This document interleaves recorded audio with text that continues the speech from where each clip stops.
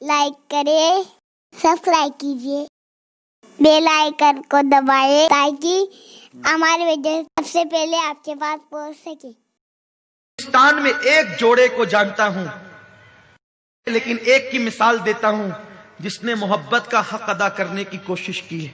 بہت مشہور میاں بیوی ہے، شوہر نے حق ادا کیا محبت کا، کوشش کی۔ وہ شوہر ہے، اس کا نام شاہ جہاں ہے۔ لیکن آپ کو پتا ہے شاہ جہاں نے محل بنانا شروع کیا ممتاز کے لیے۔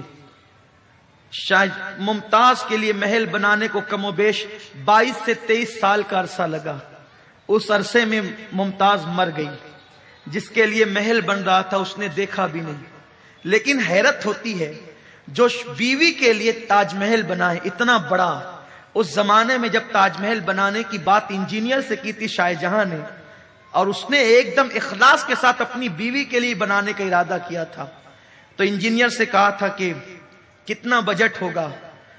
تو روزانہ کئی اشرفیوں کے تھیلیاں، بڑے بڑے تھیلے لے جاتا اور لے جا کر کے دریا میں ڈال دیتا، دریا میں ڈال دیتا، دریا میں ڈال دیتا۔ کسی نے آ کے شاہ جہاں کو کہا پیسے لے جا کے دریا میں ڈال دیتا ہے۔ شاہ جہاں نے پکڑا، کیا ہے میری دولت کو پانی سمجھا ہے؟ دریا میں ڈال دیتا ہے۔ نہیں، پانی نہیں سمجھا، بتانا اتنا چاہتا ہوں میں نے تو آپ کے پیسے چھپا کے رکھے، کنکر اس تھیلی میں بھر کے ڈالتا تھا تاکہ آپ کو احساس ہو جائے جیسے دریا میں یہ ڈال رہا ہوں نا کنکر پیسے کی شکل میں، ایسے ہی دریا میں پیسے ڈالنے پڑیں گے جب تاج کھڑا ہوگا۔ اور 23 سال یا 22 سال کی قلیل مدت میں تاج بنا۔ آج بھی لوگ اس کو ملکوں سے دیکھنے آتے ہیں، لیکن مجھے بس ایک عبرت کی بات، جب میں گیا شاہ جہاں کے قدموں میں کھڑا ہوا، ممتاز کے قدموں میں، شاہ جہاں کے قدموں میں، اس نیت کے ساتھ ایک مجدد کی ماں ہے، ایک مجدد کا باپ ہے، نیک لوگ ہیں، لیکن پھر بھی بادشاہ تھا، بیوی کے لیے ممتاز کا سنگھار اتنا تھا، میری قوم کی بچیوں کو نہیں پتا، دودھ سے اسے لڑکیاں نہلاتی تھی۔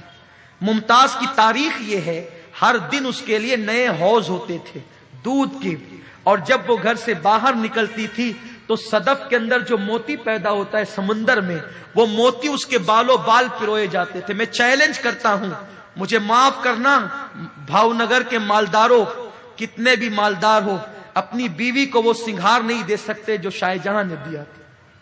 لیکن حیرت کی بات یہ ہے، بہت معمولی سی بیماری ممتاز کو آئی، اور جلگاؤں جائے موت، ایک علاقہ اس کا نام جلگاؤں تھا، وہ جلگاؤں نہیں جہاں پر جو ضلع ہے وہ جلگاؤں نہیں، اس سے قریب میں ایک علاقہ دیہات چھوٹا سا جلگاؤں، تو وہاں پر بہت بڑا طبیب رہتا تھا۔